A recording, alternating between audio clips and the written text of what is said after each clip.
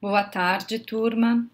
Eu vou começar falando um pouquinho sobre o gênero textual manifesto, porque vai ser o gênero que vai aparecer na prova bimestral de vocês. E depois eu vou fazer a sugestão de um exercício.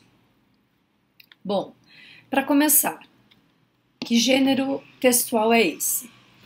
Manifesto é uma forma direta e clara de expressar as intenções de um grupo em diversas situações, com o objetivo de impactar a opinião pública, fazendo uso da linguagem persuasiva, isto é, exprimindo argumentos convincentes sobre uma determinada situação. Manifesto é também um gênero textual argumentativo.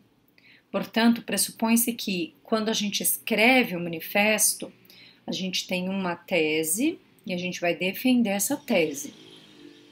Mas qual é a diferença do manifesto, que é um gênero textual, para os outros gêneros textuais, que é um gênero textual argumentativo, para os outros gêneros textuais argumentativos que nós vimos no decorrer desse ano?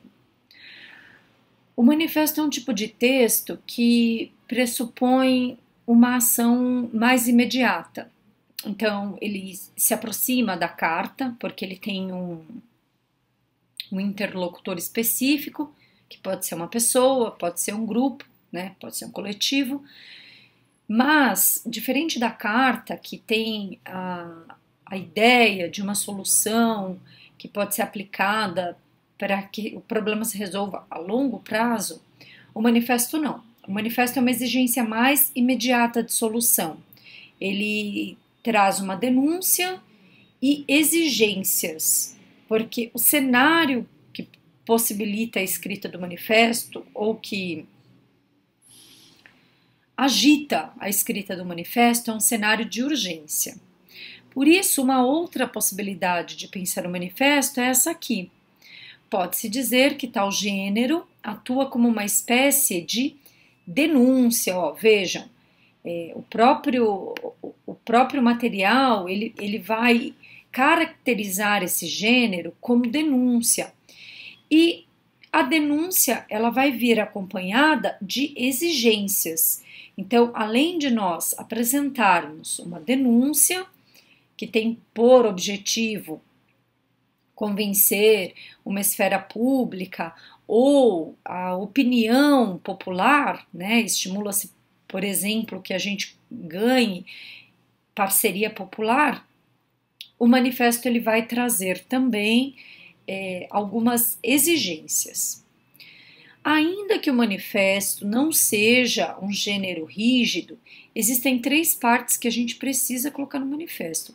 Veja bem, turma, quando eu falo 3 partes, eu estou falando do total do texto. 3 partes, vejam, é o título, é o texto como um todo, e depois os elementos pós-texto, que é o local, data e a assinatura dos manifestantes. Isso seria a parte total o texto como um todo, do começo, da primeira coisa que a gente escreve até a última coisa que a gente escreve.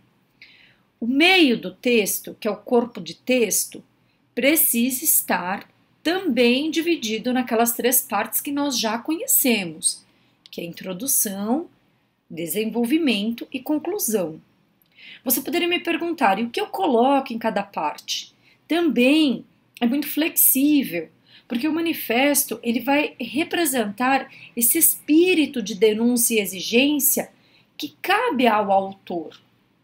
No nosso caso, a gente sempre vai construir esse cenário em que vocês não são autores individuais. Óbvio, vocês vão fazer a prova individualmente, mas vocês vão se imaginar num debate com outros colegas. O que outros colegas trariam como ideias para esse texto? E aí vocês sempre vão assinar, essa assinatura de manifestante vai ser como líder estudantil, representante do ensino médio, líder do grêmio da nossa instituição. Mas que fique claro, nós nunca colocaremos nos textos identificação pessoal ou identificação da nossa instituição. Esse tipo de texto, né, me perdoe, esse tipo de gênero textual é muito comum na Unicamp. E se vocês se identificarem ou identificarem a nossa instituição, o texto de vocês vai ser zerado. Bom, Raquel, você não respondeu. O que a gente coloca no corpo de texto? O que a gente coloca na introdução, no desenvolvimento, na conclusão? Basicamente, esses elementos. Vocês precisam pensar por que vocês estão escrevendo o manifesto. E o motivo, ele é dado, ele é prévio, é o comando da redação, ou como nós temos tratado, é o tema da sua redação. Então você vai ter um tema, você vai ter que, obviamente, conceber uma certa empatia para vivenciar a problemática proposta por esse tema. Você vai ter, obviamente, já no tema, lá no comando, para quem é esse texto, quem vai ser o seu público-alvo. É um órgão público? É uma camada da sociedade? É um grupo de pessoas? Isso vai ficar no comando, vai ser dito no comando. E vocês vão ter que demonstrar essa interlocução com o seu público-alvo, com o seu leitor específico, no corpo do texto. Não é como na carta que a gente colocava um vocativo e depois a gente desenvolvia o texto. No manifesto não, o manifesto é título, texto e depois os elementos pós-texto. Dentro do texto vocês precisam apresentar essa interlocução. Então, eu vou construir um cenário aqui, um motivo para a construção de um texto. Aí você faz o exercício e leva o texto amanhã para eu ler. Lembra o cenário da queda do edifício no Largo do Paissandu, no ano passado? Esse é o cenário. A gente vai imaginar que, sei lá, 20 crianças, mais ou menos, 20 crianças, filhos dos moradores daquele edifício, agora estão desabrigadas. E você precisa fazer um texto, você se sensibilizou com a realidade das crianças, elas têm entre 6 e 12 anos, e você vai escrever um texto dirigido à subprefeitura, pedindo, ou melhor, exigindo algumas coisas, alguns elementos que são de urgência, que são necessidades imediatas para atender a essas crianças.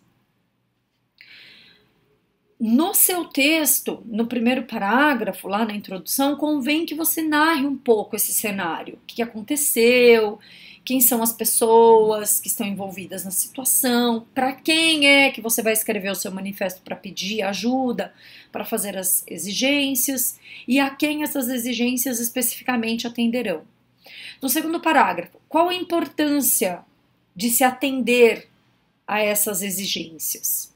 E aí, no último parágrafo, você conclua com as benéfices que essas exigências sendo atendidas trarão para o grupo que precisa de ajuda. É uma sugestão. Você poderia organizar seu texto de outra maneira. O que convém é que no seu texto tenha a denúncia, ou seja, qual é o cenário problemático e quais são as exigências. Uma coisa interessante que também a gente pode pôr no manifesto e dar um corpo bom para esse texto é dizer em quanto tempo é o ideal da exigência ser atendida. Então isso também é legal da gente colocar lá na conclusão. Terminou o texto, o que você faz no final? Você vai agradecer, assinar usando os elementos lá do comando, então atenciosamente líder estudantil, desde já agradecemos, e aí coloquem estudantes do ensino médio, representantes do ensino médio. Então é isso que você faz no final. E por ser um manifesto, por ter algumas exigências e por nós darmos o tempo que nós queremos que essas exigências sejam cumpridas, convém que depois que vocês assinem, vocês coloquem a data. A linguagem é formal, lembrem-se de que vocês estão escrevendo um texto como alunos do ensino médio para adultos, e um dos elementos que a gente usa a favor da nossa escrita é a competência linguística, para que esses adultos nos deem ouvido, para que o nosso texto tenha já, a partir da linguagem, um certo prestígio. Fazer uso da linguagem formal não é fazer uso de linguagem rebuscada, ok? Linguagem formal é o uso pleno da língua portuguesa, respeitando as suas regras, respeitando a sintaxe, respeitando pontuação e, obviamente, com a preocupação de que o seu texto seja compreendido. Bem, espero que vocês aproveitem o vídeo. Esse material eu também vou colocar disponível para vocês poderem acessar. E amanhã, entre 1h10 e 2 horas, entre as 13h10 e 14 horas, eu os atenderei. Me procurem, vai ser um prazer ler os textos de vocês. Um beijo e até mais.